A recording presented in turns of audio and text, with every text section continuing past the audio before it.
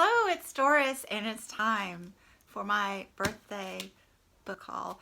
And this will no doubt be the most exciting book haul of the year because I just kind of went wild and got the ones that I really wanted. And I'll talk about book buying in another video, but this one's all about the prettiness.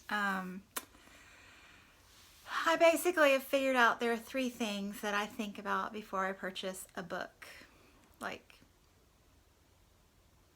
really purchase a book. I'm not talking about thrift store browsing or used bookstore browsing. I'm talking about real purchases, hardcore purchases rather.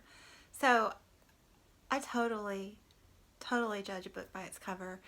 If it's not pretty, I'm not really attracted to it. At least as far as buying it goes. Book covers are little works of art, and I want to own the most gorgeous ones. Now, I don't just buy books because they have pretty covers. I also check out reviews. Since being on BookTube, I have just been inundated with fabulous books. They're just swirling around in my mind all the time. I've figured out which booktubers that I connect with and that our reading styles work well together, and there's just not really much of a reason in my world, for my purposes, to buy and read bad books because I've got so many people out there telling me what I'm gonna love. So yeah, I totally depend on booktuber reviews, and if I do run into a book that I'm thinking about that I haven't heard reviewed, I'll check Goodreads and see what its rating is and kind of go from there. But yeah, totally depend on reviews. And then the third thing is the blurb on the dust jacket. I do read that because no matter how pretty the cover might be and how many people love it, if it's not something that interests me, I'm not going to love it. So those are the 3 things that I think about. And this book haul, these are the ones that I've been just really having the major wants for a while now. And you know, my birthday, that's the time to get them. So let's just go ahead. I will say there are 15 books. This first stack is the really I want, like the serious hardcore covetous I want stack. And then the other stack is a book outlet haul. I let myself have a double splurge and get the I want stack off of Book Depository. And let's see what we can find treasure hunt on Book Outlet. So here's what we got. Milk and Honey by Rupi Kaur. This is a poetry book, and I'm collecting books with bee references just because I can. I love bees. I adore bees, especially bumblebees, and I'm so glad that it's bee season again. I just thought this would be fun, and it got great reviews. And then Do Not Say We Have Nothing by Madeline Tien. This won the Man Booker last year. Well, it was shortlisted for the Man Booker, I should say. And this one I pretty much knew right away. This is set partially in Canada and partially in China, revolving around the Tiananmen Square massacre. And I just tend to really like Asian literature. It's very peaceful, even though it deals with hard topics quite often. It's just, I don't know. I saw this one a few times, another gorgeous bee cover. And this one is another short story collection, and I'm really enjoying the other short story collection that I've started reading, so I'm going to start this one when I finish that one. And I'm not for positive, but I think this one might be science fiction and or fantasy related, and I like fantasy a lot. Science fiction is iffy for me. It just depends, but that was worth a try, and it's got to be on the cover. And then this one, oh my gosh, I saw this one on Michael's channel. I forget the full name of it, but he held this up and I was like, oh. And then he gushed over it and I was like, yes, I'm getting it. The Master and Margarita by Mikhail Bulgakov. Yes, that is a gorgeous cover. Stunning. This one, it was written during Lenin's reign and finally published in '66, it said. And the blurb sounds really interesting, kind of fun.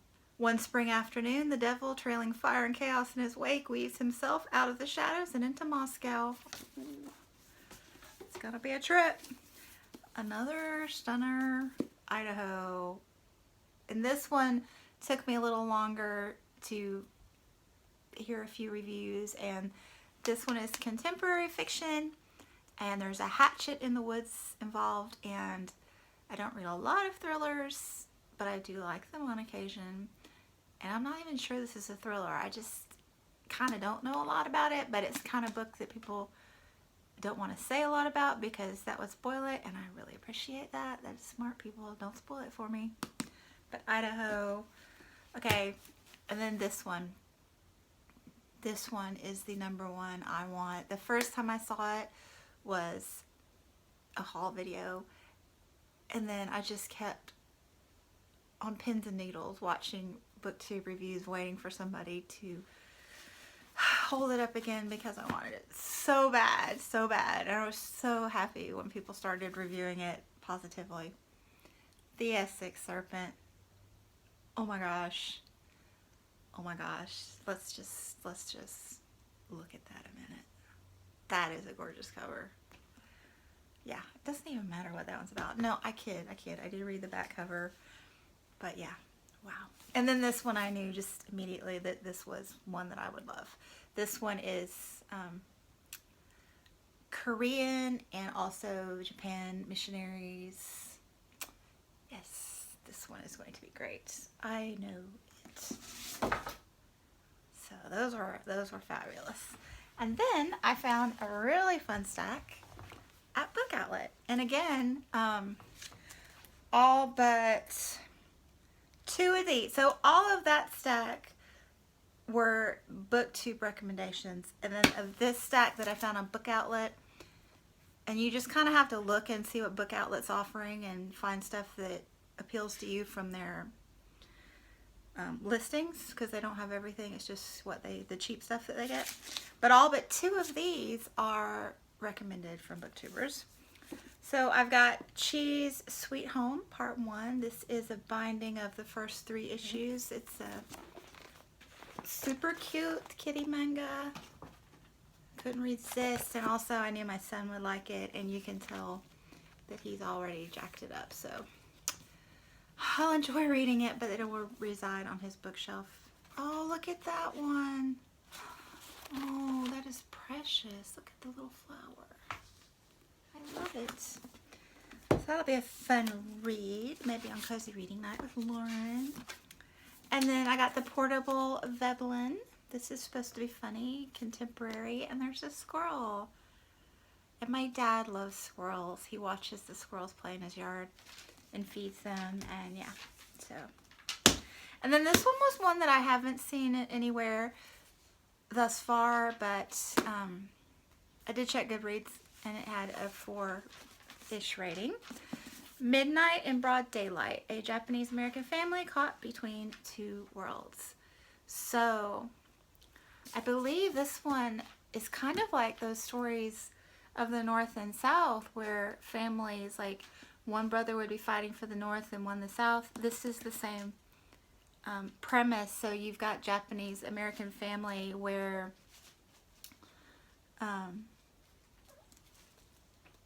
some were living in the States and ended up joining the U.S. government military, and some had gone back to Japan and fought for the Japanese, and wow. This is nonfiction, I believe. It's either nonfiction or based on a true story. No, meticulously researched and beautifully written. Yeah. So I think that's going to be really pretty neat.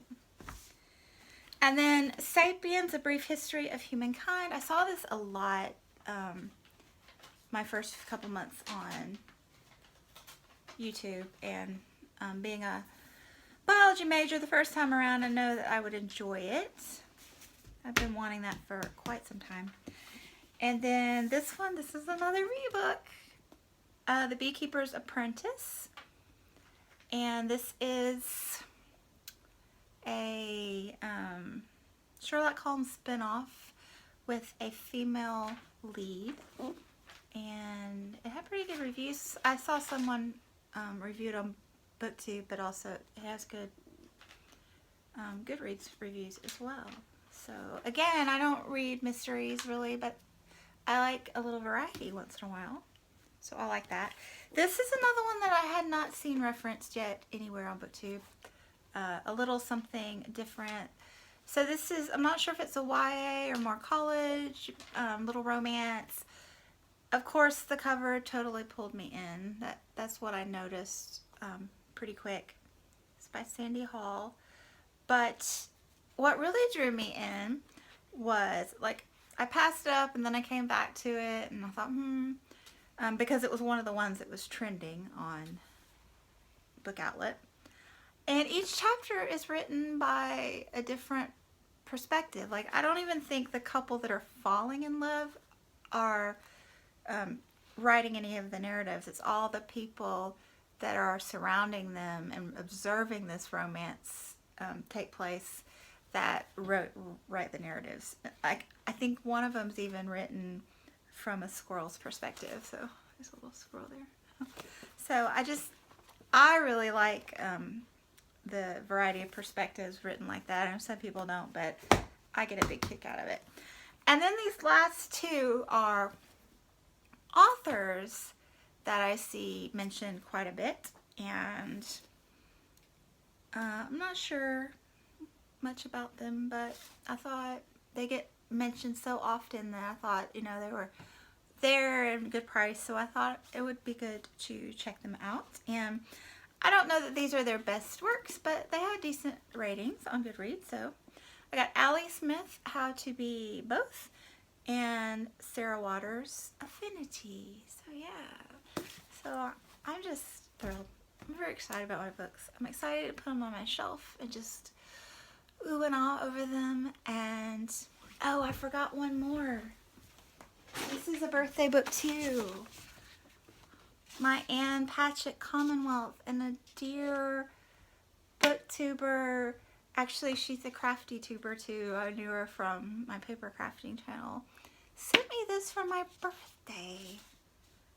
That was just special. Thank you, Mamie, you're the best.